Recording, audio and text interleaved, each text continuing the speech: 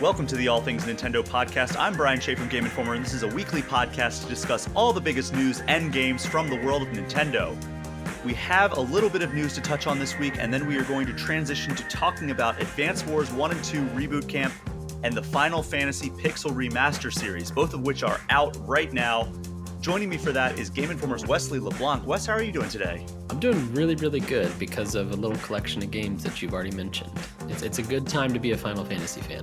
I have been waiting for this moment for a long time for these Pixel remasters to come to consoles, and wouldn't you know it, one of the first platforms that it comes to outside of PC is the Switch. So we're going to talk about that during the main segment.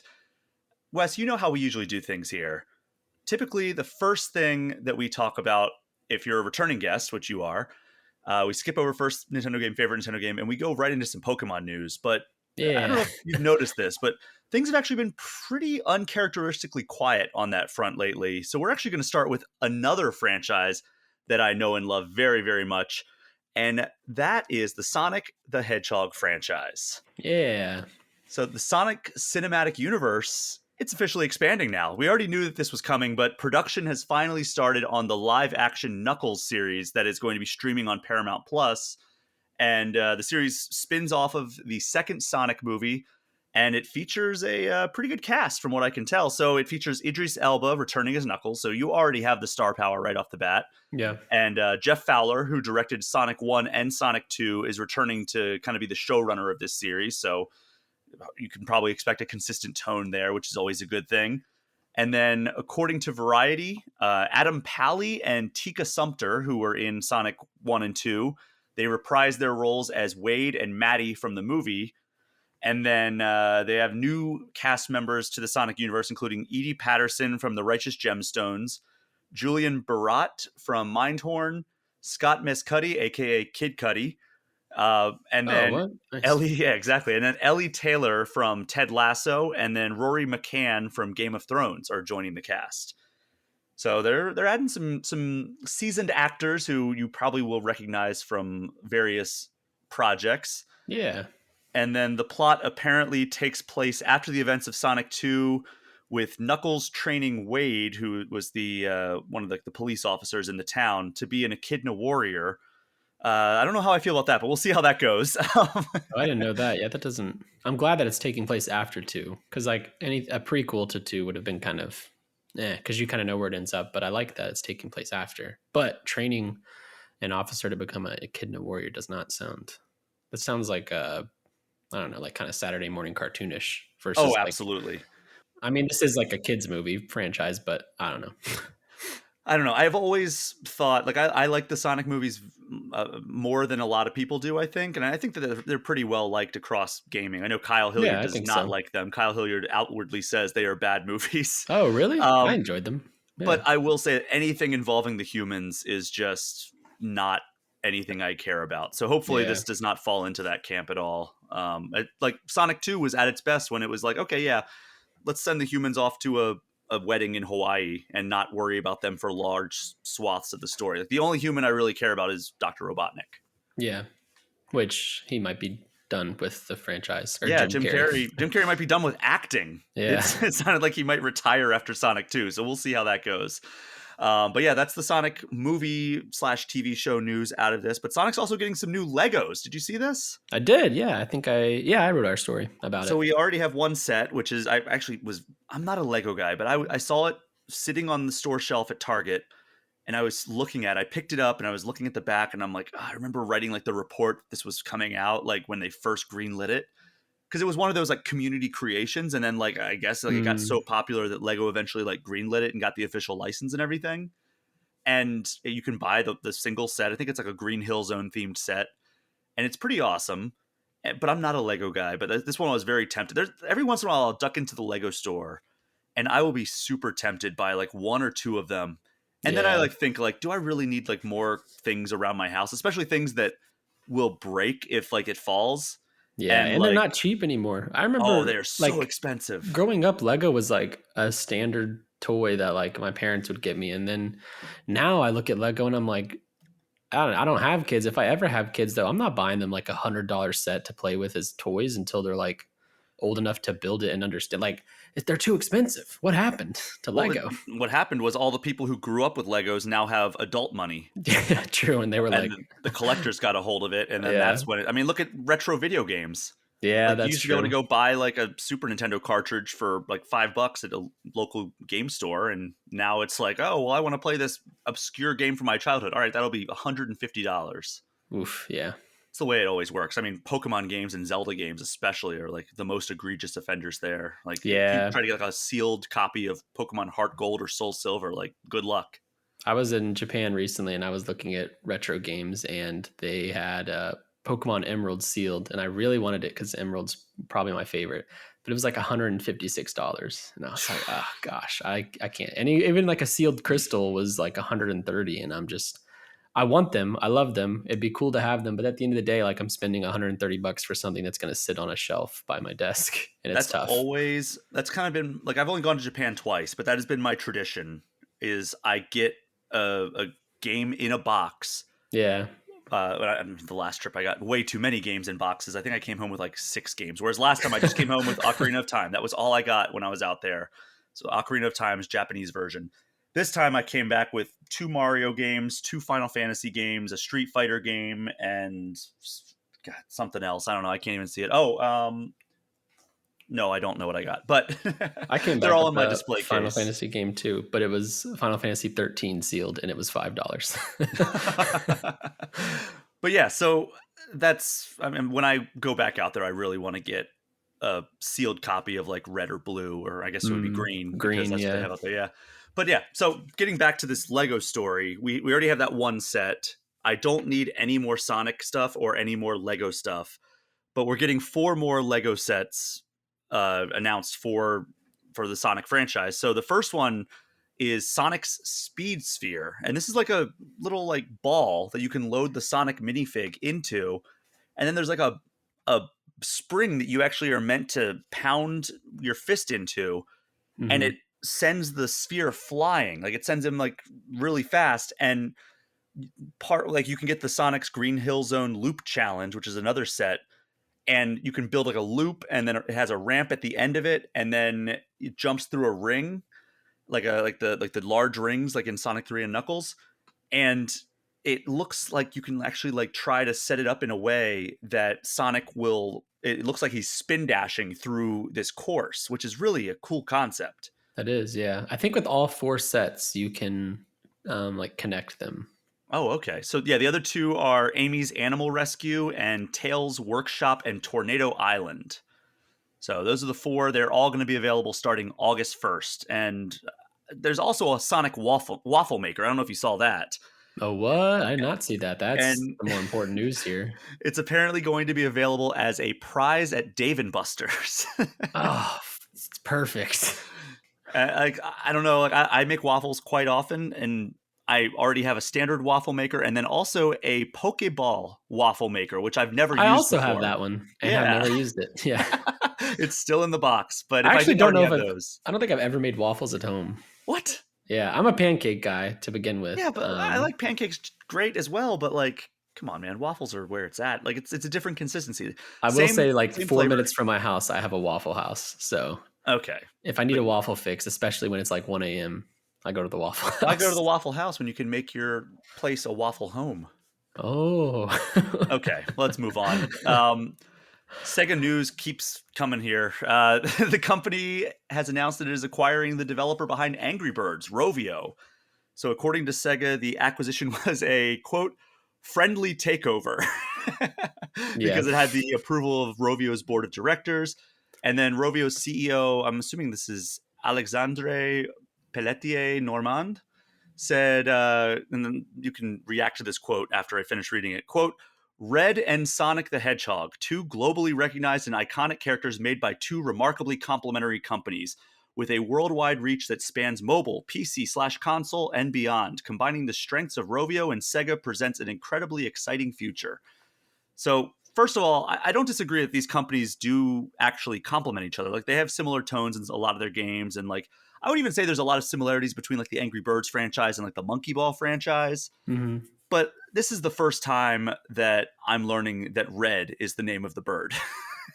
Oh, I did not know that. Yeah. I mean, I guess there's two movies, so maybe if I watched those movies, I would know that. Like everybody knows what he looks like. I was an obsessive Angry Birds player back when it first came out, Hmm. and like everybody knows what he looks like. He's a very iconic looking character, but I don't think he's on the same level as Sonic in terms of like pop culture icon. Oh, not at all. No, yeah. But do you think like Sega does anything interesting with the Angry Birds IP? Um, I don't think they're going to do anything surprising. I could see maybe more movies happening since Sega's like continuing to dip into movies via Sonic, and there's already been two Angry Birds movies that I think were at least like successful. I don't know if they were well liked, but money. And then I don't know, Sega's got like a interesting staple of games on mobile platforms, and Angry Birds is not a bad mobile IP to have. Mm-mm. So I It mean, was at I one don't. point it was the largest. Yeah. So I don't know if this is going to be like anything, earth shattering, but I wouldn't be surprised if they just kind of continue the course for Angry Birds and make more money off of it. Sure. Yeah. I mean, this is Rovio obviously knows how to make good games, and so it's another good acquisition. Sega's acquired a few studios, most notably, I would say Atlas. That was another big acquisition they had. I guess that was what, 6 years ago at this point, 5 or 6 years ago that they acquired Atlas. That Yeah. that Yeah. was a pretty big get for them. I mean, this is not on that same level, but it's a pretty good one, and I'm excited to see what they can do with this IP now that they have the resources of Sega, because it seems like they're pumping a lot of money into like investing in these IPs that they own. Like we're seeing the Yakuza series finally like getting the attention it deserves, and Yeah. I mean, Persona is just blowing up. I feel like every single day I get Persona 5 has a new collaboration with the mobile game. So like there's got to be some synergy there that they have. So we'll see what they end up doing with that. But we have one more piece of Sega news. It's just Oh, Sega had a busy week. This time the news is a little bit more related to Nintendo specifically. We have 4 Genesis games that have been added to the Nintendo Switch Online catalog. There's Street Fighter 2 Special Championship Edition, which finally a way to play Street Fighter 2 on Switch. We have Kid Chameleon. We have Pulse Man, which, do you know what Pulse Man is? yeah. I've never played it, but I've wanted to. That's the Game Freak like side scroller or Yeah, platformer, maybe. so it's a platformer from the studio that ended up making Pokemon. I mean, they released it 2 years later, four Oh, years. really? Okay. Yeah, I mean, to Pokemon. Yeah, it was 1996 in Japan, right? God, why am I Pokemon. blanking? Yeah, Pokemon's 96 in Japan, I Um. think. Yes, that Yes, it sounds was right. Yeah. 98 in the US. That's what I was. That was my confusion. It was at 96 in Japan and then 98 in the US. But so yeah, 2 years before they hit it big with Pokemon, they released this game Pulse Man on the Sega Genesis. And the funny note that I pulled here is that it takes place in the distant future of 2015. And then the final one is Flicky, which is an arcade game that stars the blue bird that is now a Sonic the Hedgehog mainstay. Oh, okay. Yeah, I remember writing Flicky when I was doing the Lego set story, and I was like, I have no idea who Flicky is, and Flocky, and some other characters I've never heard of. Yeah. I haven't played all the Sonic games, so I only know the mainstays. So yeah, Flicky is just a little blue bird that has appeared in several Sonic games. Cool. Usually Sonic is trying to free him. So yeah, those are now available if you have a Switch Plus Online or a Switch Online Plus expansion pack subscription. Do any of those make it seem like you really need to play it? I mean, I want to check out Pulse Man, but I don't know if I actually do that. And I've already got the Street Fighter 2, whatever the Switch one is with the weird first person mode. Oh, So Ultra. yes, yeah. I So mean, there's like so many. 'Cause there's also the Street Fighter Anniversary Collection. I think Street Fighter 2 is on the SNES catalog as well. But I guess like hmm. if you grew up playing the Genesis version specifically, then this is a cool like nostalgia thing. Like I grew up playing the SNES version specifically. So I like playing Street Fighter 2 Turbo, which that's actually the one that I ended up buying in Japan was Street Fighter 2 Oh, Turbo. nice. And it happened to be that I was there for Street Fighter 6. So it had to make sense thematically as well. Yeah, yeah. I've Uh, kind of thought about jumping into 2 lately, especially when I saw this news, just because like I really want to get into 6, and I've never really played a Street Fighter 2 too much. But I was like, you know what? I'm just gonna wait for 6. It's like what, 2 months away, a month yeah, away, a basically. month and a half. I'm gonna make it my. I really want to try to like play that game, not just like go through the story, but like get good at it. Yeah, I mean, there's some really good books out there. There's one, God, I forget what the outlet was, but they put out like a little like ebook from Masher to Master, it was called. Oh, And I actually read that back when Street Fighter V was coming out, and it's only like it's a very short read. So it just kind of gives you like some strategies from high level players, just kind of some ways that you can better yourself and like ways you can practice to get better. And I definitely noticed a jump in my game. I'm still not an amazing player by any stretch, but I was definitely more on the masher side before that. Now I feel like I have a lot more strategery and a lot more control over my characters, but I still do fall into a lot of those like kind of noob tendencies. But like I don't know, I feel like I held my own when I visited Capcom late last year and was playing with the director and the producer, and of course they were going easy on me because I know especially the director is like super good at Street yeah, Fighter. that would be terrifying. I don't like. I'd be so stressed having to play against the director. I guess in a game like that. But it's also like a really cool thing to say you did. Yeah, and we even went to the arcade, which you can go find that video Yeah, on our YouTube channel. And I was playing Street Fighter 2 against the producer of Street Fighter 6, which was super fun, just sitting in an arcade playing against him in Osaka. So go I check out that video on YouTube. when I was in Japan recently, I was just going through like an 8th floor arcade just to kind of take it all in. And I didn't really play any games except Street Fighter 2. I was like, I feel like I have to play this one, it seems. And it's so cool to see like how poppin' it was. Like the entire row of like 10 Street Fighter 2 boxes was full of people playing and playing against each other. And I was like watching like it was a tournament. So It's cool. such an amazing experience. And yes, every single time I go to one of those, I have to sit down and play Street Fighter 2. It's just it was the phenomenon that I remember taking part in over here in the States, and it was Yeah, cool to kind of like sit down on one of those machines that I don't know if it's one of the ones that existed way back then or if they're kind of like restored machines or whatever, but like it feels like you're playing a part of history when you sit down in those arcades and play Street Fighter 2. I agree. But let's transition to the kind of the bigger Nintendo news out of this week, and that is that Nintendo streamed an Indie World presentation, which gave us some news about several upcoming indie titles and a couple of surprise releases. Wes, I know you've seen this a couple of times now. Yeah. What were the standout games for you? For me, I think Maneko's Night Market, just because I forgot that game was announced or like revealed like five or It's four been a years ago, minute. and now we have a release date. It's coming very soon in September. That was one of the standouts for me. Going through the list here, Crime O'clock was one that Oh, really? looks cool. I like the Where's Waldo style map, and like you're solving mysteries and crime cases through time and watching how it affects different timelines. Obviously, who knows how it'll pan out, but that's an interesting pitch to me. And then Oxenfree 2, of course. That's, I'm excited for that. Played it back in 2016, and now finally, God, 7 years later, we're going to play the sequel this July. And then Blasphemous 2, I think. I haven't played the first Blasphemous. I own it and I want to play it. I I just own it respect as that well. game so much. It looks so cool, and it's a unique setting, and it's interesting to see like a studio play around with like Catholicism, which because when I was a kid, like I would go to my grandparents' house in the summer, and they lived across the country, and my grandma would take me to Catholic church with her, and I used to think it was like so like not like scary, but like kind of spooky and like just the way they like the organs and the way they sing songs and all that stuff. And this game kind of feels like a take on Catholicism in that way, where it's just like the spookier elements of the Bible brought to life.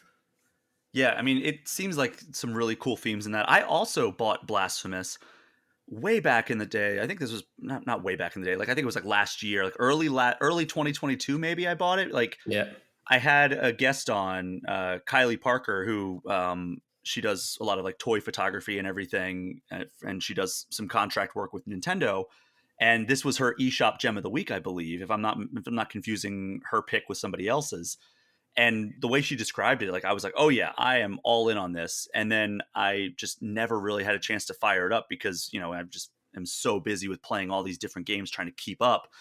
And then they announced Blasphemous 2. I'm like, well, crap. I guess I should probably play Blasphemous 1 because this Yeah. comes out this summer. Like Blasphemous 2 is at at longest like 4 months away.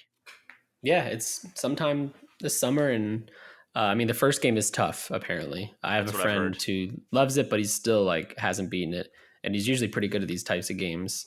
So, like, yeah, if you want to beat the first one before the second one, it might be good to start sooner than later. Yeah. Well, unfortunately, there's some pretty big games coming out between now and then. Are there? I Yeah, don't just a know. few. But the other ones that kind of stuck out to me, you've mentioned a lot of them, but Cult of the Lamb, Relics of the Old Faith DLC, it adds like new followers, it adds new like abilities and weapons and everything. That comes out next week, April 24th. Yeah. Maybe that's a good reason for me to get back to that game because I loved what I played of it. I just kind of fell off of it. Oh yeah, Um, you should beat it. It's fun. yeah, I think I beat the first two bosses, so I get reasonably deep Yeah. into it. Um, Animal Well, which I played at Summer Game Fest last year, and I really liked that. That was before it was signed by Donkey's Yeah. publishing company that he Really founded recently. strange and jarring to see Video Game Donkey, the popular YouTuber, just appear on a Nintendo Indie World Showcase screen. And even funnier was that the way that Donkey and the game's developer shot it, they were just like, it looked like they just used like a phone camera to shoot them talking about the game in front of a lake. Yeah, It and was very, I guess, very Video Game Donkey style. it was very much let's go for a hike and maybe we'll shoot a video while we're out there. Yeah. That game was super fun when I played it out in LA last summer. That comes out this winter. You mentioned Oxenfree 2. That I've never played Oxenfree 1, and this trailer made me think maybe I should because it looked really cool. It's really cool. It's just a lot of like narrative. Really, the gameplay is not anything too spectacular, but it tells a really good story, and it's short. I think it's like 5 to 7 hours, maybe. If you like spooky paranormal stuff, I'd give it a go.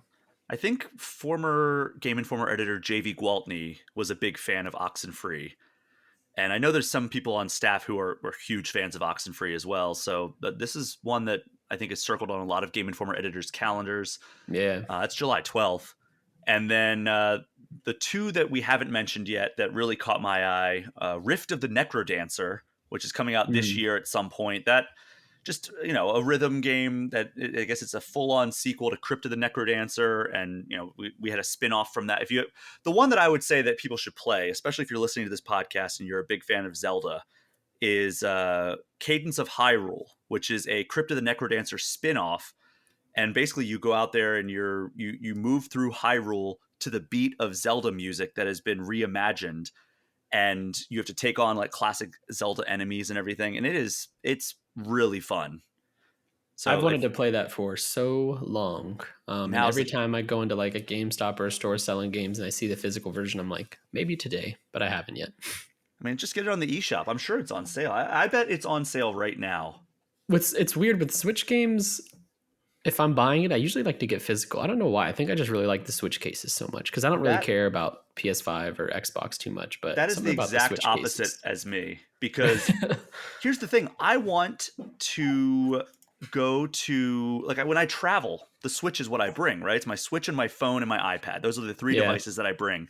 I don't want to carry a stack of games or like a bunch of carts in a thing. I don't want to be like dropping my carts on my plane. And that's fair. Yeah. so like that's the thing for me is I always am making sure that I have my Switch games digital. And I mean the rest of my consoles at this point are digital as well, but the portable consoles were always the ones that I went digital first. And Hmm. then eventually I was like, all right, fine. I'm sick of having like boxes and boxes full of game boxes. And I mean, like literally I was looking in my storage and I still have like 3 tubs full of games. And I was just like, should I just donate these or something? Because Yeah. they've been in storage for a couple of years now because I've just gone full digital. Switch games, I feel like physicals retain a lot of value compared to like other consoles, That's fortunately. fair. But Rift of the Necrodancer is out this year. And then the last one, they kind of just sizzle reeled it, which I was surprised because I think a lot of people are Yeah. excited for this. Bomb Rush Cyberpunk. That comes out August 18th. And that was a release date announcement that they kind of just like, hey, here's some other games that we want to show you. And Yeah, that was the last one. I try not to read too much into things like that, but it is weird. Like that's a big game that a lot of people are excited for, and for it to just get a little sizzle reel and a release date, like that could have been its own. If you would have like sent a press release, that would have been a news story for the day. Like Bomb Rush Cyberpunk release date announced. People are really stoked about that. And so for it to just get like a, 5-second flash in a trailer, it's very weird to me. It is, yeah, and so for people who don't know, that is kind of like a spiritual successor to Jet Set Radio or Jet Hmm. Grind Radio, depending on how you know it. And they even have the original composer coming back to make music for this one, so that's one that a lot of people are really excited about. But yeah, those are the ones that stood out to me. Minico's Night Market was another one that you mentioned that I thought looks really cool. And also, of course, there's a game called Little Kitty Big City, Yeah. which I'm excited for that. That seems just like open world, worry free Stray. Right. Yeah. And a standard, I think it's like New York or something, not some dystopian cyberpunk world. Yeah. So, I mean, what's not to like? But Yeah. that's the Indie World presentation. We have some news about the Super Mario Brothers movie, which we've covered extensively over the past couple of episodes. So, Wes, just want to get your quick thoughts. You've seen the movie now, right? Yes, I've seen it twice actually. I saw it with Okay. friends, and then I saw it with my nephew. He was like very cute and FaceTime me, and he was like, "Can you please take me to see the movie?" That's right. Yeah, you Because did he's tell us that. 8. And then I had some friends who wanted to go, and I was like, "Yeah, it's like 80 minutes of my life. I'll go see it again." I had a good time. So, overall thoughts. We don't need to dwell too much on this because I'm sure the listeners are tired of hearing about the Mario movie at this point. But go Yeah, ahead. I really liked it. It's doing exactly what it clearly wants to do, which is, speak to fans of the franchise who are going to find all the little references, and then also be a totally serviceable movie for people, like my nephew who's 8 and he just wants to see Mario do some cool stuff.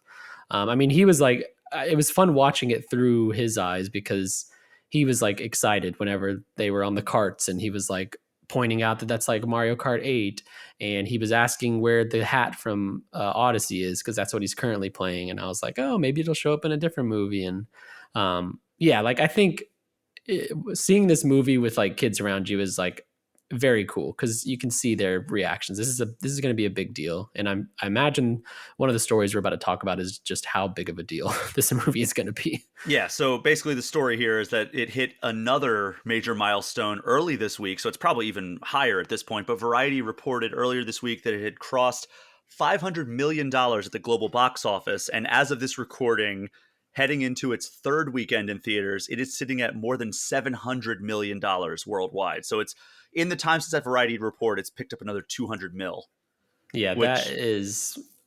I mean, yeah, the records just keep stacking up. It's like Illumination's biggest hit by far, I yeah, think. it's Illumination's biggest hit. It is the highest grossing video game movie ever, and it is the highest grossing film of 2023 so far. So does any of that surprise you? Not at all. No. Yeah. I mean, the second this movie got announced, I was like, yeah, this is a $1 billion movie. It doesn't even need to be good. It's awesome that it is good. But you put Mario on a screen, it's going to make a lot of money. And I am excited because I imagine the executives at Illumination and Nintendo are just plotting out an entire universe of Nintendo movies.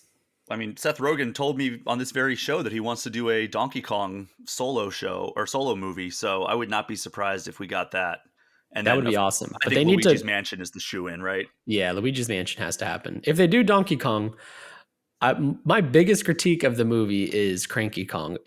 He did not work for me. I think that's Fred Armisen, Yeah. and I don't know what that voice he was going for is, but it just does not fit Cranky Kong, and I kind of just hated every time he was on A screen. lot of people Unfortunately, are throwing out that criticism as well, and yeah, he didn't work for me super well either, but not to the point that I was like, all right, get this guy off my screen, and he was done soon enough, you know. yeah, exactly. It's such an odd. I mean, I guess there's not like too much lore behind Cranky Kong, but like he's an old dude, like an Well, old he's the monkey original Donkey grandpa. Kong. Yeah. And this one, he seemed, I don't know. I guess I was looking for someone more like grandpa, like, Well, I mean, in the first Donkey Kong Country, like which was like his first real appearance, he yeah. as Cranky Kong anyway, he was just yelling about how newfangled games aren't like they used to be and stuff Yeah. like that. So I don't know how well that would really translate to the big screen, but yeah, I mean, I'm with you largely in your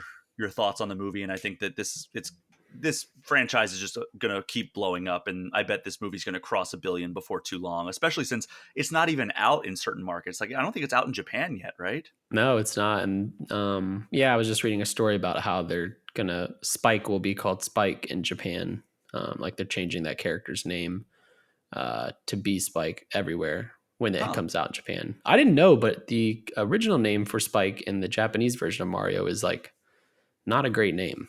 Oh no. It's kind of offensive. It is his name in that was Blackie, and they are changing it from Blackie to Spike to match the rest of the movie's releases elsewhere. Yeah, that's probably a good call. Yeah, yeah.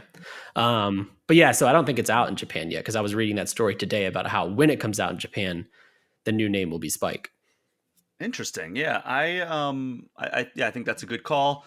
And yeah, once it hits Japan, I feel like that's gonna easily push it over the billion mark if it's not already there by then. Yeah. Oh, for sure. It's going to be awesome. Yeah, Still so absurd to me that we don't have a new Mario game or anything tying into that. I think that it's probably gonna happen this summer. Like if I had to guess, I think they're gonna get Tears of the Kingdom out. They're going to do the full marketing thing, give it a little bit of a blast radius, and then I think this summer they're going to announce some big things. If it's not like, all right, a Mario game's coming later this year, then it's going to be like a Mario game is in the works. I think they're kind of trying to let us focus on one big yeah. flagship franchise at a time here.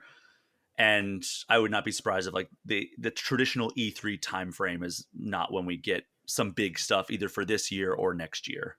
Yeah, that's fair. It That's just my prediction anyway. just a like I know. I mean, I'm sure that they are very aware of it, but the synergy they could have had. Go see this movie and then have a new game, even if it's like I don't know. I mean, I guess not a movie tie-in, but something new out there for someone who wants to buy Mario games. Yeah, well, I mean, they have plenty of Mario games on Switch as it is, so I'm That is sure true. that a lot of these people, I'm sure they've seen their sales skyrocket because, like, I think that a lot of people Yeah, probably left that theater wanting to play a Mario game, whether that meant they went out and bought a Switch altogether, or if that means like, oh, I already have a Switch, let me buy Mario Odyssey or Mario 3D World. Like, I yeah, I think think those are. so. And there was the Mario Day sale that I don't know if that was going on when the movie came out. I think it wraps up in a couple of days here, if I'm not mistaken. I thought they had like a full month kind of blocked off with that. Yeah, So and they were maybe selling we'll. that combo pack with the red Mario Yeah, they Switch. did that. That's true. Yeah, that probably helped as well. But speaking of Tears of the Kingdom, that's what we're going to end the news segment with here, Wesley. A Ooh. couple of quick things here. I mentioned last week when we went over the final pre-launch trailer that I thought that Ganondorf's voice was none other than that of Persona, Overwatch, and Resident Evil voice actor Matthew Mercer. And it turns out I was right. I didn't want to get too sure of myself because, like, I've actually spent time with the guy. We've seen each other multiple times in person. Humble I, brag. I hung out with him at the Fortnite party at E3 one year, which was fun. Turns out he's a big music nerd, which is awesome because so am I. That is And awesome. so I didn't want to be like, oh yeah, like, that's him totally, because then like if I'm wrong, then that makes me really look bad. And like voice actors are chameleons, so it's also like you don't want to get too sure. But yeah, Mercer did confirm that he is, in fact, the voice of Ganondorf in The Legend of Zelda Tears of the Kingdom, and he put out a series of tweets. Here's what he had to say. He said, quote, I just got the go-ahead from Nintendo, so I can finally announce my absolute pleasure to be voicing Ganondorf in The Legend of Zelda Tears of the Kingdom, an immense honor that I have thrown myself into doing justice. And then he continued in subsequent tweets saying, quote, I have been an immense Legend of Zelda fan since I was a child, and Ganondorf has been one of my favorite antagonists to the point where I portrayed this green-skinned menace for my web series over a decade ago. I actually knew about that. That was very funny, and to see this come full circle. And then he continued. Many of you know the weight of expectation on my shoulders for this, and I hope to do you proud. A huge thank you to Nintendo and the entire Tears of the Kingdom team for entrusting me with such a badass. So how are you feeling about Ganondorf's portrayal in the trailers so far? It's great. I think it's the best Ganondorf has ever been. And I also, I mean, we've only seen like 30 seconds of this Ganondorf, and it just goes so hard. Whenever I forget the line, but whatever that one line is where he's like bear witness to the birth of a new kingdom or whatever, that goes so hard. That's so cool. Yeah. I'm like, I don't want to save Hyrule. I'm folding in with Ganondorf. Whatever he needs, like that's what Link's doing. Yeah, and then the first trailer the trailer where we first heard his voice, where he kind of gives like that the rise, like that. Yeah. Yeah, that was a really cool monologue and like lay waste to leave no survivors. Like, man, he's going for it. I love it. It's This is the nice to Ganondorf have we like need. yeah Ganondorf with personality and again Like it's nice. It's going to be refreshing, and if they hired Mercer, that tells me like we must be getting a lot of this Ganondorf. I don't know. You don't spend big money on a voice actor and only have them say like 4 lines, you know? Yeah. Well, I mean, I really am looking forward to seeing not only how he brings this character life, 'cause I think he's one of the most talented voice actors working currently in Hmm. video games, Yep. but also like just I want to see like more of this story, but I'm kind of happy that we haven't. We just get like little tastes of it, right? Like the last trailer, Hmm. we got some glimpses of Ganondorf finally, but also like it looks like we had Demise and all kinds of things happening, like different characters from Breath of the Wild popping up. So there's some really cool stuff that might go down in this story, and I really, really am excited. Like I'm almost as excited for the story as I am for like the other stuff. So Yeah. hopefully, I like that they're playing their cards close to the vest, but hopefully we get some more information about some of this stuff in relative short order because I'm champing at the bit here. I think Uh, I'm ready to just like go media blackout. I mean, it's tougher to do with this job because we do cover things, but yeah, like if I don't have to watch something or read about something, I'm going to do my best not to because I'm so sold and I just want as much of that game to be new to me as possible. It's going to be, I just cannot wait. I'm already telling my wife, like, hey, May is going to be a lot of breath or a lot of Tears of the Kingdom, just so you know. Oh, I've already informed my partner that I'm just gonna be like, yep, just so you know, don't let's not schedule anything in the Yeah. evenings for Yeah. like 2 weeks here because Yeah. that's just all I'm gonna be doing basically. I'm going on a vacation at the end of May, and I've already like told my friends and stuff that I'm going with, like, hey, just so you know, if there's any downtime, you will see a Switch in my hand. Yeah. I can't wait for this game, as you might imagine. But finally, Nintendo has released the main theme of Tears of the Kingdom through its Japanese website, and it is so good. And we're actually going to go into our first break listening to a portion of it so the listeners of this fine podcast can get a taste. When we get back, we will be chatting about a couple of new Switch releases for this week. We will be right back.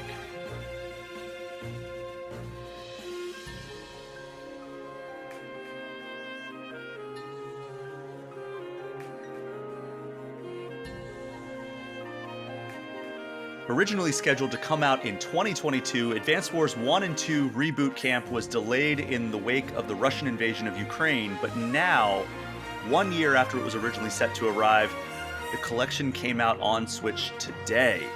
So I have played a little bit of this. We have our full review up on GameInformer.com, but I just wanted to give kind of my initial impressions of this game, this collection, I guess you would say. But first, Wes, do you have any history with the Advance Wars series or any like awareness of it? I have basically zero. Whenever the remaster got announced, is when I learned Advanced Wars was a thing, which Oh I guess is a wow. problem because like I'm a big fan of Fire Emblem, so I feel like I need to jump on this series. Yeah, like I'm actually kind of surprised that you didn't even have an awareness of it. So the first two came out on Game Boy Advance, and I think there was one additional one that came out on DS. And this one gathers the first two. So it's just the Game Boy Advance games. It's Advance Wars 1 and Advance Wars 2 Black Hole Rising. Those have been remastered and are available in this collection. But basically, it's pretty faithful. It allows you to go into the campaigns and just experience these stories like as they were originally laid out, and you have improved visuals, you have better like animations and everything, better graphics, but really it's pretty faithful, and it's nice that they're bringing more of these games over. It is kind of surprising that we got this shortly after the Game Boy Advance collection started appearing on Nintendo Switch. Yeah. So I wonder how they're going to differ. I mean, I'm assuming they had this in development for a long time before Nintendo had that plan to bring Game Boy Advance onto Switch. But like, it's still kind of like, how are they going to draw the line there? Like we've talked about this, where like, all right, Pokemon, if they wanted to do like the Game Boy Advance games on to Switch, like would they be standalone or would they appear on the Game Boy Advance catalog? Like that, how would they handle that? And I think that if they did like a remaster, it would probably be like this, but otherwise I think it needs to go on the catalog. I think it would be very weird to try to sell standalone games that aren't remastered in any kind of way. You think so though with Pokemon? I don't like people would buy it. I would buy it, They would buy unfortunately. it, but it would also Yeah. be like, all right, well, what's the point of this thing if we're not getting the biggest games in it? Yeah, Like, that's I don't fair. know. But Advance Wars 1 plus 2, I don't know if it's 1 plus 2 or 1 and 2 reboot camp.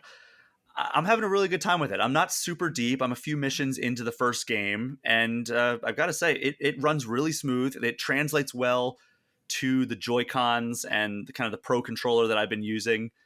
And it's just really sound turn-based tactics. I don't think it has the depth of a Fire Emblem, but it has very similar mechanics in that, like, the commanding officers all have CO powers, one of which like kind of makes it so your characters are lucky for a turn, which means they get more critical hits. But yeah, you have a lot of different like troop types at your disposal, different units. That's the word I was looking for. So like there's tanks, there's infantrymen, there's air support, there's artillery, which can do longer range shots but can't move and fire on the same turn.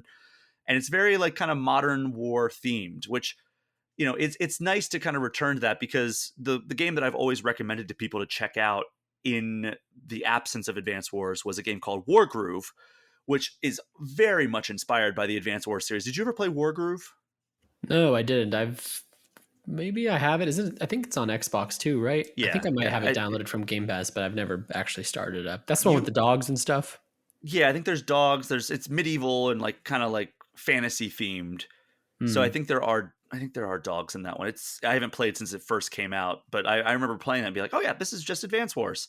And I had a great time with it. There's a Wargroove 2 coming at some point, I think in the next year or so, that was just recently announced. But Yes, that's right. Yeah. it's nice to have this game take us back to kind of the modern combat setting, because I don't know, I'm more partial to that than I am kind of like the knights on horseback and all those kinds of units. I much prefer kind of like the infantrymen with like rocket launchers and the air support coming in and like the aircraft carriers and that type of stuff. Like that's kind of that appeals to me more. But does this sound like a game that you're going to want to check out? I think I don't know. I go back and forth with it because I'm kind of like the opposite of you, where I'm not too interested in the idea of like tanks and war and guns and stuff. I like the more fantastical approach that Fire Emblem and other games have.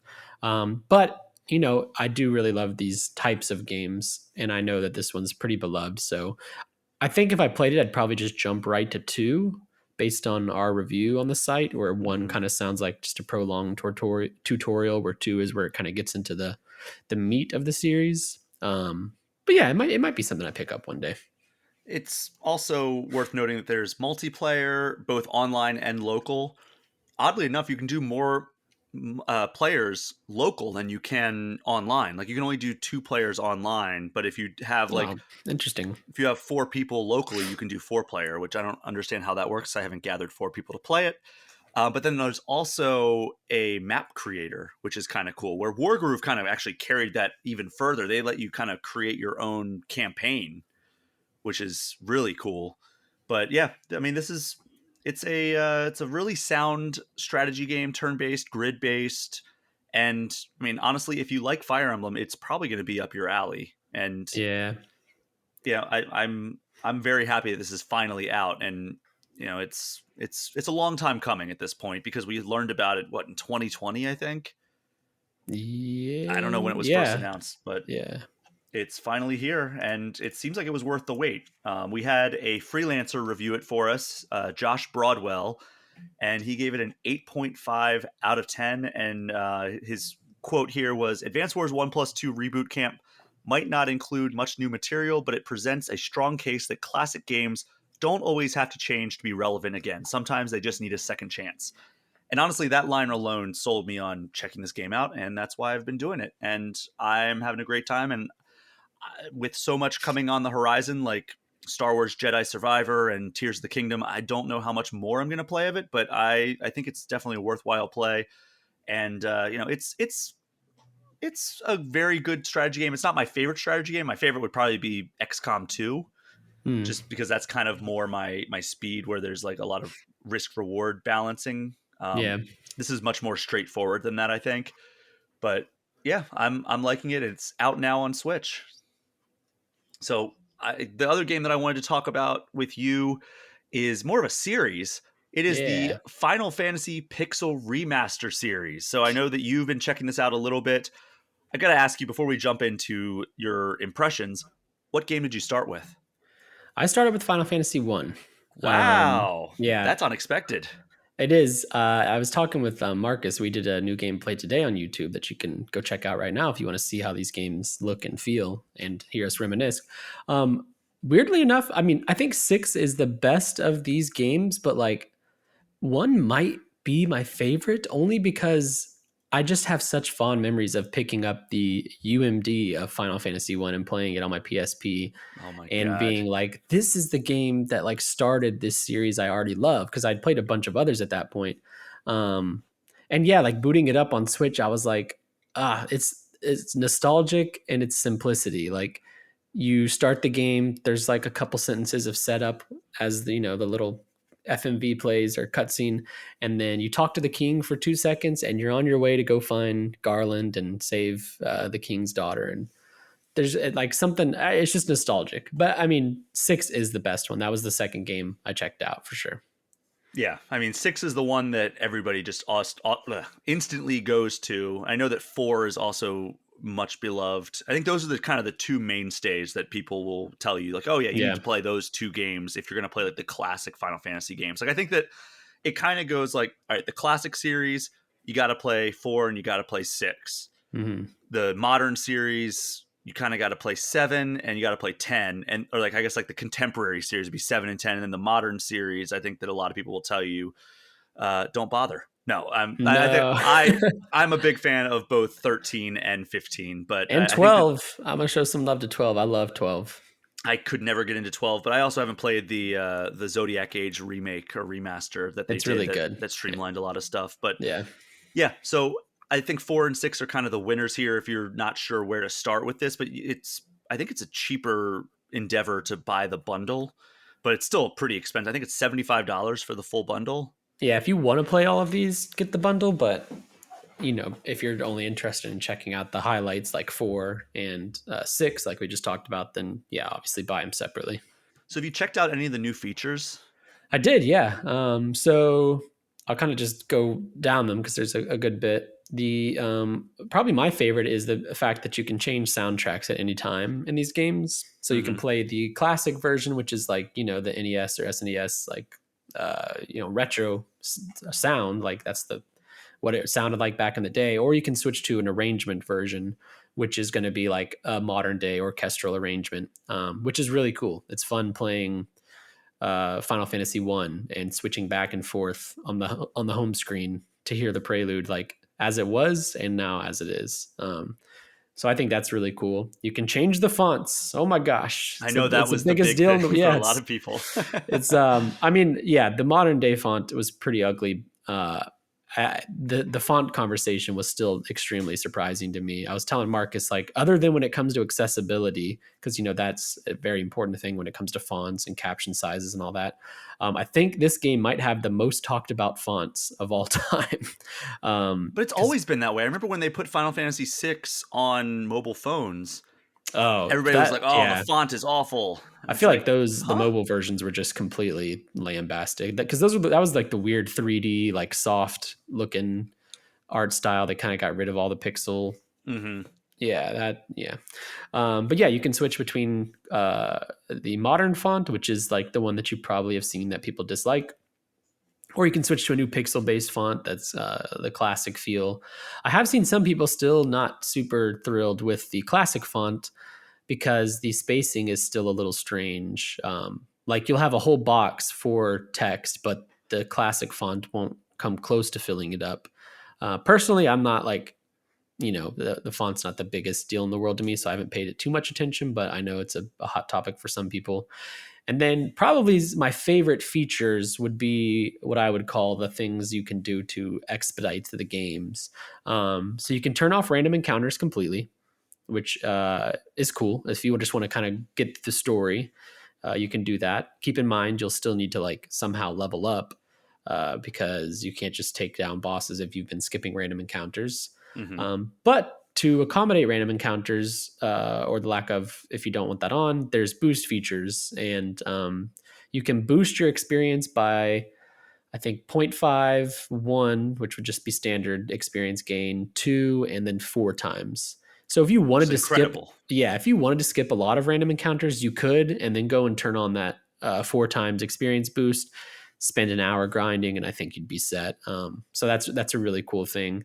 And then you can do the same with Gil. You can do the same with the money that you earn. Oh, really? Yeah, you can change I that was to wondering about that. yeah, 4 times or 2 times. So you could turn off random encounters for a lot of the game, then go turn on 4 times Gil and 4 times experience boost. Level up quickly, get a lot of Gil quickly, go buy the best weapons, and then kind of be on your merry way. Which I think is, that's good. I don't if you're someone who's like, I want to play these 6 games to experience like, the first 6 games in Final Fantasy history, I don't think you necessarily need to do the grinding that each game has. You're kind of here to get like, okay, what are the big hits of these games? And these features allow you to do that. I know I'll be using them, and yeah, I haven't. There something I think I would like would be in Final Fantasy 12, the remaster Zodiac Age. You can turn on like your movement speed to different levels. Like you can sprint through 12, and I wish something like that was in here. And maybe there is. I haven't dug too deep into these games yet, but in the options and stuff, I have not found. It wasn't advertised with that, so I Yeah, doubt it. it's a feature I wish was in every single of Final Fantasy Remaster. I think 7, when it came to PS4 and Switch, has that feature, if I'm not mistaken. And I love it because, yeah, walking 4 times faster in those games like really speeds up playing through them. And it's one of my biggest complaints about the Final Fantasy 10 and 10-2 remasters, that those came out before they started implementing that. So you still have to play those games at like standard speed, I think. Yeah, and they do walk a little slow in those Yeah. those Yeah. original games. Um, which would you prefer? Like, say the Pixel Remaster series is out now. It seems like you're pretty positive on it. Yeah. Which would you prefer in terms of a remake of Final Fantasy VI? Would you prefer the HD 2D style, or would you Ooh. prefer like the Final Fantasy VII remake approach of like just reimagining it as a modernized game? It's funny. Me and Marcus were kind of talking about this too on our NGT. I think I would go, now that the Pixel remaster exists, I think I would go the Final Fantasy VII um, remake style, only because I do like HD 2D, but kind of the main reason I wanted HD 2D was to give me that like modern pixel look. And Hmm. I feel like I'm satisfied on that frontier. Whereas a remake would be very cool. I don't know if I want them to go as far as 7, where they are, doing drastic changes to storylines potentially. But I wouldn't mind, controlling Terra in a Magitech mech, like in real time, as like from a third person view and fighting with action and stuff. With those visuals. Yeah, it'd be great. And if you don't like it, the original classic versions exist, and then also this Pixel remaster exists. So I think I'd be really cool with it. If there was, Ideally, I get all oh, of them. yeah, I don't know if Square Enix is gonna greenlight all of them, Yeah. but if there was any Final Fantasy that needed to get a remake in the 7 style, like with those visuals, that kind of like modernized action and everything, which would you pick? Oh gosh. Because like I know you love 13, you love I, 12, I wouldn't but pick 13 or those are 12. both modern enough that I don't think that they really warrant it. Yeah, and part of the charm for me with 12 is its combat, which I don't want that changed. I like its kind of MMO-ish nature. 13, same way. I think 13's combat system rules the active time battle. Gosh. Um, I mean, 6 would be great. 1 is not necessary. We kind of have that with Stranger of Paradise in a weird way. Um, I think maybe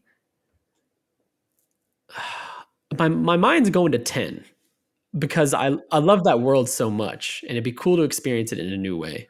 10 is, I think, the last Final Fantasy game that really warrants a remake at this point. Yeah, And again, 10 is one of my top 3 games of all time. And I just played 10 2. Have you played 10 2? I have played most of it, but I have not actually beaten Okay, it. because it seems like if you love 13, like the battle Yeah, system seems very, very kind of seminal for 13's battle system. I had a good time with it. I was playing it most recently during my last year of college, and then college started kicking my butt, and that game kind of went to the wayside. Yeah, I mean, I recently I recently played the HD remaster of 10-2 for the first time, and I got all the way through it. And yeah, I think that you would enjoy it if you picked up that remaster, or if you didn't already pick up that remaster and you fired it up. I think that you'd have a good time. I've been thinking about playing 10. I'm in a very, very big Final Fantasy mood just after the I can recent like tell. Final Fantasy 16 State of Play, and that game's coming out soon. Like I've got these pixel remasters. I'm playing Final Fantasy 14 again, the MMO. Oh I my god, downloaded Final Fantasy 15 literally yesterday because I was like, maybe I'll just play the beginning again to kind of, I you know, love that game so much, and I yeah, know a lot of people crap all over it, and I understand like where they're coming from, but yeah. man, do I love that game. If you play like just the first few hours, like I'm because that's kind of what I'm thinking about doing. That's a great time. That opening is awesome. And yeah, I just can't get enough Final Fantasy right now. So I was looking at my Switch version of 10.2 and 10 because last time I played those was on Vita.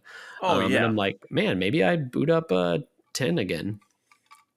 what I did, where you start at 10, play all the way through that, do watch the Eternal Calm cinematic that's included in the HD collection, and then that bridges the gap between 10 and 10-2, and then play through 10-2, but use a guide on 10-2. That's one thing I will say is It's use a. funny you mentioned a guide. I actually own a physical strategy guide of Oh my 10.2. god, yeah, then do it. But okay, well, yeah, again, do it as I tell you, like all these things that I don't have time to play. Yeah. But I think I can beat like what, 9 Final Fantasy games before Tears of the Kingdom in 2 or 3 weeks. Should be easy. yeah, there's nothing else coming out. It's not like Star Wars Jedi Survivor or anything is coming out, and you don't have any other Gosh. obligations Well, at work. I got to buy a different PS5 to play that so I can have room to play it. Oh no. But anything else we need to say about the Final Fantasy Pixel Remaster series? I know we kind of took a detour there, but I think we covered this pretty well. Yeah, if you're interested, I'll just say like unless you want to put in some work, you should probably just go digital. Physical has been sold out with Square Enix for a long time, and then there's like one other site I think PlayAsia is sometimes selling physical editions, but yeah, you know, it's like trying to buy a PS5. They go quick. It's impossible to get. So like, if you're like, oh, I would really love to have these games, just you might want to save yourself the trouble and the heartbreak and just buy the digital versions. Yeah, I mean, you might get lucky, but also you might just be refreshing very often. Or I don't even know Yeah, if Wario64 is still on Twitter. I've completely detached myself from he Twitter, is. Yeah, he is. but he's a must follow if you still partake in Yes. that website. And But yeah, you he'll. can't. These games aren't. They're like not being sold in any other stores. It's weird. Like just Square Enix and then seemingly PlayAsia, which I Oh, don't think interesting. is like a stateside like No, I think that's website. considered Yeah, an import. yeah. So yeah, I'd love to pick this up in GameStop or Walmart or Target or whatever, but it's just not a thing. Yeah, well, I guess that digital might be the way to go if you're looking for this, but and that's also allows you to pick them up individually. Yes. But both Final Fantasy Pixel Remaster Series and Advance Wars 1 and 2 Reboot Camp are available on Switch now. Wes, where can people find you on social media? You can find me on Twitter at LeBlancWest, and you can find my voice sometimes on the Game Informer YouTube channel. Again, go check out the latest new gameplay today where me and Marcus of Game Informer talk about this Final Fantasy Pixel Remaster collection. And then, of course, you can see my words in the Game Informer magazines and on our website every day. Well, Wes, thank you so much for joining me. We are going to take one final break for this episode. And when we get back, Kyle Hilliard is going to join me for a short discussion about an anniversary that happened this week. We will be right back.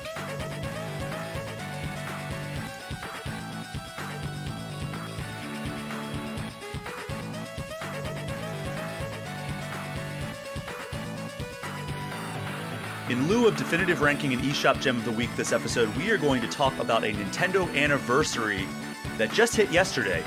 Joining me for that is Kyle Hilliard. Kyle, welcome back to All Things Nintendo. Was I gone last week? You were gone for so long. I'm I think pretty you were. gone It's quite been like a lot. week. You're so demanding of my time. Kyle, you know very well the anniversary that we were talking about, but I haven't really mentioned it to the listeners yet, unless they've read the show notes. That anniversary is the Nintendo Labo, which turned 5 years old the day of this recording. And for those who don't remember, Labo came. It's basically a bunch of different sets that let you build cardboard accessories, and then you could plug the Joy-Cons in and just basically do like these weird little like mini games and like experiments. And When I asked you to be on for this topic, you mentioned that you might have played it more than anybody else. Why was that? Well, because I like reviewed it all. But Is what was it there comes any down to. was there any curiosity on your end, or were you just kind of Oh, like hell handed yeah. the assignment? No, no, no, absolutely. The moment it was announced, I was like, this is weird and cool. This is like the kind of bizarre Nintendo stuff that I love, right? Like the most recent example of this is the fitness one. I don't know why I can't the name is not Ring Fit Adventure. Ring Fit Adventure, absolutely. And the Mario Kart, the real world Mario Kart. Like I love those kind of things that like I just never in a million years would have guessed were coming from Nintendo. You know what I mean? Yeah, So and I was fascinated by it when they released it. I went on maybe my most unique work trip ever to check it out, like pre-release, like we did a big preview for it. mhm. And the thing that was so weird about it and cool was Nintendo, like they invited my kid to come with me. Oh, Like they're that's like, right. come check it out and bring your kids so they can check it out, because it was very much like focused towards younger players. So that was cool to like have her come with me and be like, yeah, this is kind of what I do for work. And I got to sort of see her reaction to this Labo thing. And then when it came out, I reviewed it properly and even messed with a bunch of the follow-up things. Like I don't know if I would go so far as to call myself a fan. Like I wouldn't really call myself like a big Labo defender. It's not like some hidden gem that not enough people played and should have been the next revolution. Like I think it was an interesting experiment that worked sometimes and other times didn't. But like I will always be appreciative of it, and I'm glad that it exists, if that makes sense. Yeah. I mean, it was announced in January of 2018 as I believe a part of the first Nintendo Direct of that year. And I guess Reggie Fils-Aimé was the person introducing it, and he said, quote, Labo is unlike anything we've done before. And I think that's pretty fair. I know, it's like those sort of statements that publishers and developers make are you usually write them off immediately, and you can recall like a dozen examples of variations of this thing that you're claiming is unlike anything you've done before. But this, I think they earned it. Like this was totally unexpected and bizarre and weird. Yeah, so for people who aren't familiar with Labo, I kind of gave a brief like mention of what exactly it is, but can you talk at like a super high level about how it worked? And we'll go into like the individual kits after this. Yeah, I mean, so yeah, Labo was it was like a creation card. Like you got these sheets of cardboard, and then the software was basically like similar to like building a Lego set, where it would give you these really detailed instructions, and you would fold cardboard and not even like tape it together, but like lock it together in different ways to build contraptions that you could insert Joy-Cons into to interact with in weird ways. Like you could make a piano where you would make all the individual keys out of cardboard and you could play piano. I made a fishing rod, and you would put the Joy-Con in the fishing rod and you could play a fishing game. And there were a couple of driving games as well. You would build a steering wheel and you could put the Joy-Cons in there and drive around with a cardboard steering wheel and that kind of thing. Yeah, and they were called Toy Cons, right? Yeah, I think that's right. Yeah, gosh. It's been a while. It's been it's like 5 years, I would say. Yeah, 5 years, exactly. And so yeah, they were called Toy Cons, each individual little like Good name. build that you did, which was a very good name. And they actually encouraged you to decorate the kits with like markers and stickers to kind of make them your own, which I thought was kind of cool. Because like you could have definitely imagined a world where like a publisher would be too precious about this stuff and be like not advertising that. Like obviously you can do whatever you want with like if you buy like an N64 cartridge, people were like drawing their names on the back and putting stickers on it and stuff. But like Nintendo was never like, hey, you should do this with your N64 cartridges. Well, they even had instructions like when you were building the thing to be like use markers, don't use paint, and here's why. And it would show like because paint would dry out the cardboard and make it like bend and fold and stuff like that. So they really thought about all those elements of it. Oh, interesting. So I never actually got my hands on Labo aside from maybe like in passing when you had the kits out at your desk in the office. Yeah, it was definitely one of those things that everyone stopped by and were like, okay, I gotta at least touch this thing and see what it is. So there were several kits that you could buy at launch. There were only two. So there was the variety kit, which I think was like kind of the mainstay one that had two remote control cars, a fishing rod, a toy piano that you mentioned, and a motorbike, and then a house. So those are all Right. the different toy cons you could have. And the And an up piano was like far and away kind of the most interesting, impressive thing of the bundle. Yeah, and that allows you to play music, and they also interact with like the software in different ways. I would And did also you? suggest you Google, I think IGN had it. John Carpenter plays Labo, Oh my and he god, I tried to forgot play the about that. Halloween theme on the Labo piano, and he was not into it. He did not like it. It's a great video. So yeah, those came out. I know that there were some games that actually supported Labo. So like there was a fishing game that supported the fishing rod thing. I forget what the game was called, but it was like a third party indie fishing game, and they were like, yeah, Oh, you can use really? the Labo fishing rod Toy-Con to play this game. Oh, I had no idea. That's And cool. the motorbike Toy-Con from the Variety Kit, there was an update for Mario Kart 8 Deluxe to let you control your cart using that Toy-Con. Yeah, right. Why not? You know? Yeah, sure. And then the other one that came out at that same time at the launch was a robot kit, and that was a kind of like a big like backpack that you built, and you put it on your back, and then there were like these pulleys that you could throw like punching motions, and that would control the robot that was in the software. But like, wasn't there like a thing that you put on your head and everything as well? Yeah, it would basically, it was like a pulley system in the backpack, and then you would attach ropes to your arms and legs, and you would put on this little visor to kind of just like give you the effect that you were like looking through like a hole, you know. I went back and read my reviews that I had written for these kits when they came out, and I did not like that one. No. That one was like the weakest. Like that was it was pretty funny to read it, because I was very much like, don't get this one. This one like is like the least fun to make and works the least. Like, just go get the piano. The piano's the way more interesting and fun one. Okay, well, I mean, I remember you being actually not super hyped on the robot kit, but yeah, the piano you definitely took to. Then there were three that came out afterwards. Did you play any of the after that the post launch kits that they Uh, got out? yes. And now you'll have to refresh my memory, because I know the third one was like There's a car vehicle kit. So vehicle kit. that Yeah. came out a few months Those, after, and that had steering mechanisms for three different vehicles. There was a car, which again was usable in Mario Kart 8 Deluxe, and then there was a plane and a submarine. So it was like different, yeah. like kind of like cockpit type situations for Do you remember? those. Do you know what the second one was? I don't. You probably have some notes in front of you. There was the VR kit. Is that the second one? That was the well. So there was the variety kit, the robot kit, and then the first post launch one was the vehicle kit, Okay. and then there was the VR kit, which let you build like a cardboard Yeah. VR headset. Well, before we talk about that, I do want to highlight the vehicle kit, which Okay. I think is the best Labo thing.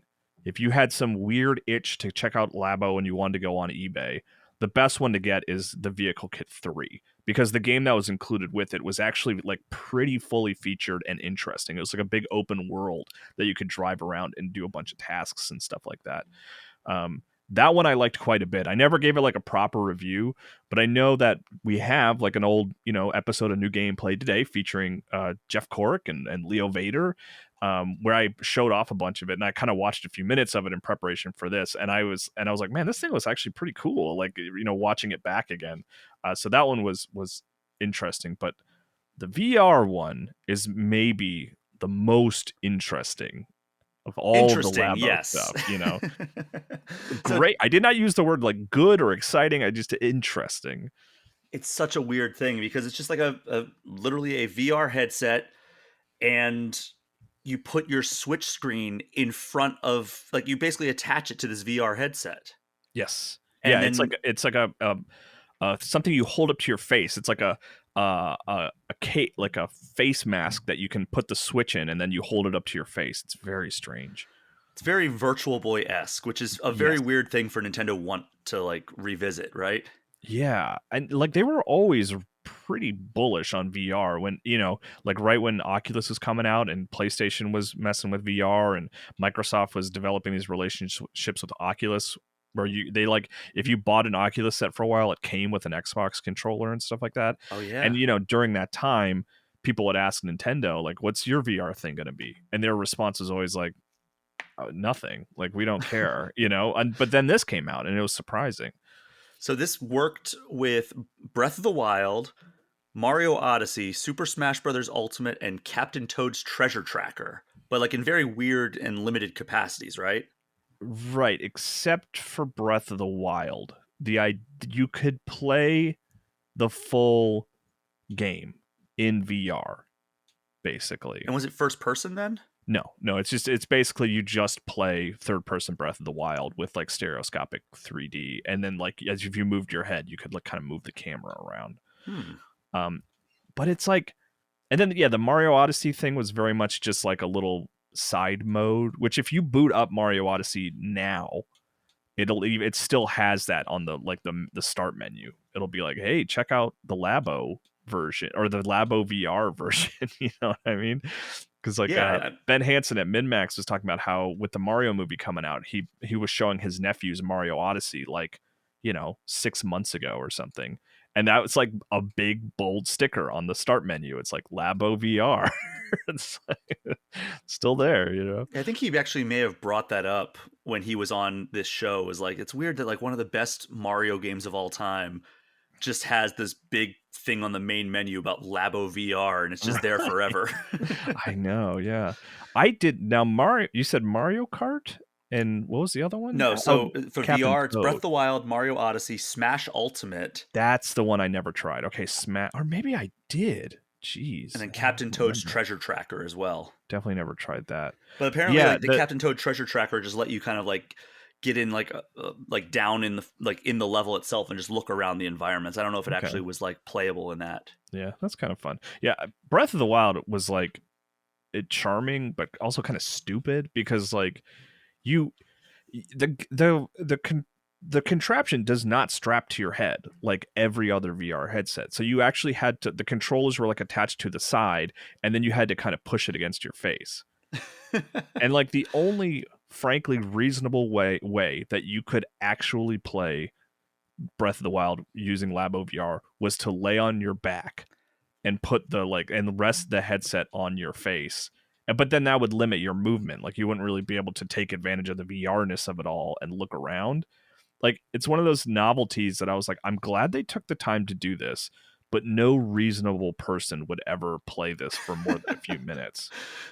I mean, I remember walking into the bullpen when you were checking this out, and you were laying completely flat on the ground with the Labo and the Switch attached to your face. Right. Yes. Yeah, it was ridiculous. And I do remember, I think it was Andre Seegers from Game Explain. I think he had a video at the time that was really like, he had a way that he really liked it. He was super into it. And I was always like, all right, man, you do you.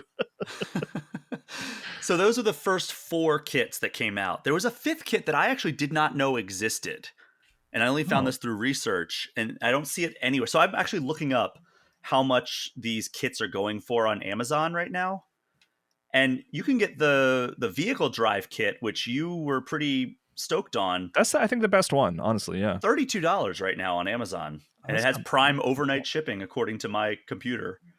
And then the variety kit was $120 according to Amazon. Now it's down to $110, so minor discount there. And then the robot kit looks like it's $29.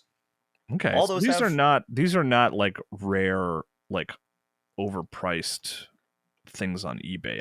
They were either going to be one way or the other. I thought they were either going to be like, all right, this is now $700, or it's now like barely anything. God, I'm kind of honestly, I'm sort of eyeing this VR one right now. How much are you seeing the VR one? Because I'm seeing it for $300 on Amazon. I'm seeing one for like $65, but the box is all beat up because it's just so weird that it's kind of one of those things. It's like, I wish I kind of had, just because it's so strange. Got to play Mario Odyssey in it. I don't think I ever messed with Smash Brothers. I wonder what that was like. Yeah, I don't know what the VR Smash Brothers stuff was. So the 5th one that I had no idea about, and I don't see it anywhere on Amazon, is the Toy-Con Garage, which maybe it's not a kit. Maybe it's just a software that you can download, and then, because what the whole point of it was, you could create and program your own Toy-Con. Right. So this was included with every Labo thing you would buy. Oh, okay. Like if I'm remembering correctly, it was like software that let you be more creative with it. It was like it wasn't like you would get a new set of cardboard things. It was more like you can use these tools to do weird stuff. And it was just sort of like included with every Labo piece of software, I think. Gotcha. Okay, Feel free to so correct me if I'm wrong. Yeah. this actually went on to inspire the non-Labo software known as Game Builder Garage Right. that came out in 2021, and I remember being pretty excited about that, and then I never fired it up because that I was like a simple like programming yeah. software, right? I sat down with my kiddo and we started it, but the tutorials are dense and heavy up top, and it doesn't let you just jump into like playing around with the tools and getting lost. You know what I mean? Like it wouldn't even let you try to mess around. Like it was like you have to do 4 hours of tutorials before we even give you the tools. And me and I think a lot of other people as well, as a result, kind of bounced off of it and didn't really give it the chance it maybe deserved. I mean, didn't Dreams do it that way as well, where it's like, yeah, you're gonna just have to play through these tutorials if you want to get anything? I mean, that's a good question. I think Dreams, gosh, I think it would it let you off the leash pretty early. I think, if I remember correctly, it's been a long time. Yeah, I don't know. Yeah, I mean, then it's a shame that they're starting to sunset that because it seems like people really embraced those creation tools and they created some pretty cool Yeah, stuff. there's some really cool stuff in Dreams. It didn't seem I never heard of anything coming out of Game Builder Garage, which is kind of a shame. Yeah, right when it launched, there were a couple of weird, interesting things. Someone fully made like F-Zero, like the Oh original Super wow. Nintendo F-Zero, using the tools or something, which is like that's one of those things that's like, oh, it's cool that you can do that, and it's like, but now what? Kind of is like the sort of the reaction, but yeah, never really found its sort of Reddit, its subreddit kind of area for people to just like go crazy with it, you Yeah. know? Because that was always the coolest part of Mario Maker, right? Is like, oh, all these people are making these really cool, intricate, like concepts within the Mario creation tool set. Like, it would have been awesome if like that same subset of people kind of made the jump to Game Builder Garage and started sharing games that you could play. That would have been really Yeah, awesome to have that community that initially backed Mario Maker back on the Wii U, because that was when it was really popping, which to by the have way, that. same thing for the Labo Garage, because like the kind of weird stuff you could make was really interesting. Like you could use the IR cameras on the Joy-Cons, and like they when they were first showing it off and they showed like some of the things they had made internally just using the tools, they made like a vending machine out of cardboard and stuff like that. And I remember like when Labo was coming out, I was like, I really want to see what creative kids do with this, because it's a much more tactile version of creativity as opposed to like Little Big Planet at the time or Mario Maker at the time, right? Mhm. Where it was like, instead of making software, it was like, well, we actually have hardware combined with software where you can make physical real world things using like the packages your Amazon products come in.